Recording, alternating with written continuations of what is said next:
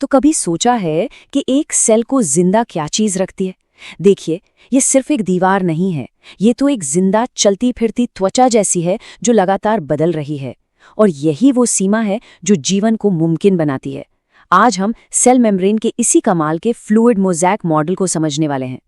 इस पूरे कॉन्सेप्ट को समझने का राज ना बस एक लाइन में छिपा है। इसे ऐसे सोचिए, लिपिड का एक तरल समुद्र जिसमें प्रोटीन के द्वीप तैर रहे हैं। ये सिर्फ कहने की बात नहीं है, ये असल में एक नक्शा है जो हमें सेल के अंदर की उस हलचल भरी डायनामिक दुनिया को समझने में मदद करेगा। तो हमारा सफर कैसा रहेगा? हम 5 चीजों पर बात करेंगे। पहले हम लिपिड के समुद्र को समझेंगे, फिर उन प्रोटीन द्वीपों को देखेंगे, फिर जानेंगे कि इस समुद्र को स्टेबल कौन रखता है।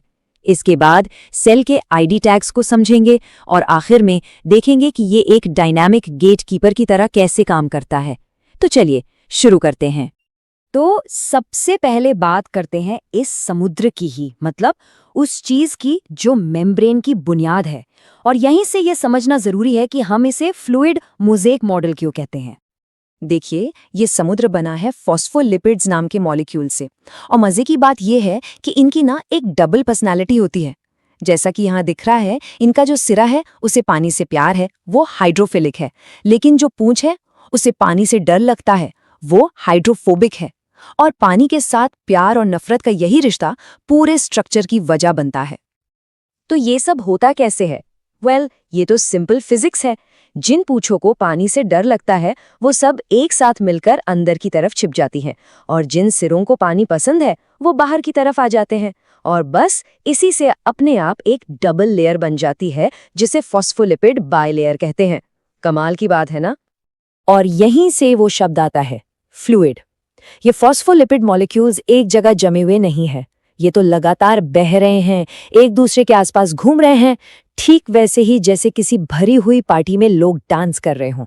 ये एक डायनामिक, हमेशा बदलती रहने वाली बनावट है। अच्छा, तो समुद्र की बात तो हो गई। अब बारी है उन द्वीपों की जो इसमें तैर रहे हैं। ये हैं प्रोटीन्स, और यही मॉडल के मोज़ेक वाले हिस्से की असली वजह है। जरा एक पल के लिए इस शब्द मोज़ेक के बारे में सोचते हैं।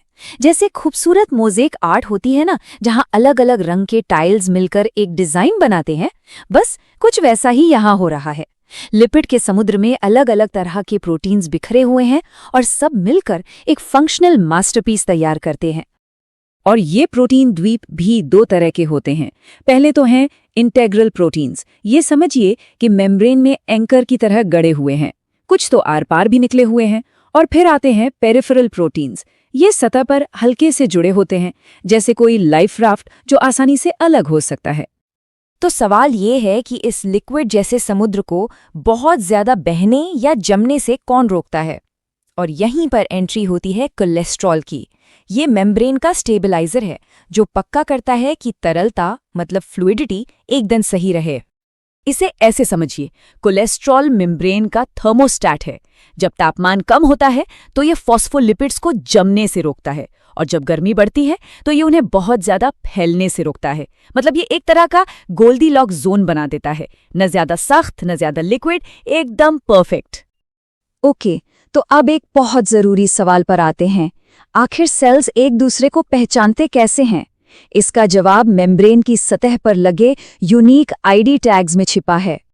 इसे ऐसे समझिए कि सेल मेम्ब्रेन के बाहर एक शुगर कोटिंग होती है जिसे ग्लाइकोकैलिक्स कहते हैं।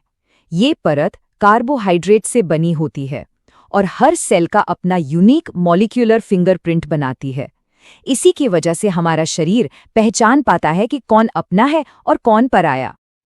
तो चलिए अब सारे पीसेस को एक साथ जोड़ते हैं। लिपिड का समुद्र, प्रोटीन के द्वीप, कोलेस्ट्रॉल का बैलेंस और वो आईडी टैग्स। अब देखते हैं कि ये सब मिलकर मेम्ब्रेन को सेल का एक डायनामिक गेटकीपर कैसे बनाते हैं।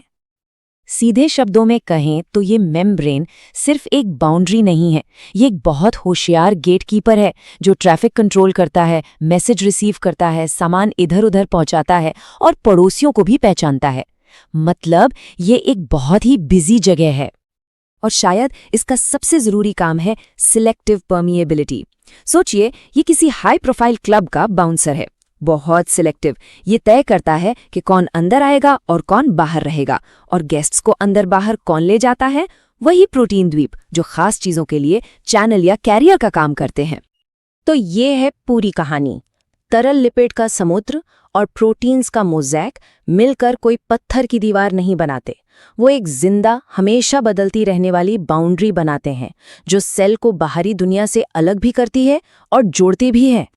तो आखिर में ये सोचना बनता है कि अगर ये मेम्ब्रेन एक दीवार नहीं बल्कि एक बातचीत है, एक लगातार चलने वाली बातचीत, तो हमारी कोशिकाएं इस वक्त एक दूसरे से और हम सबके आसपास की दुनिया से क्या बातें कर रही होंगी।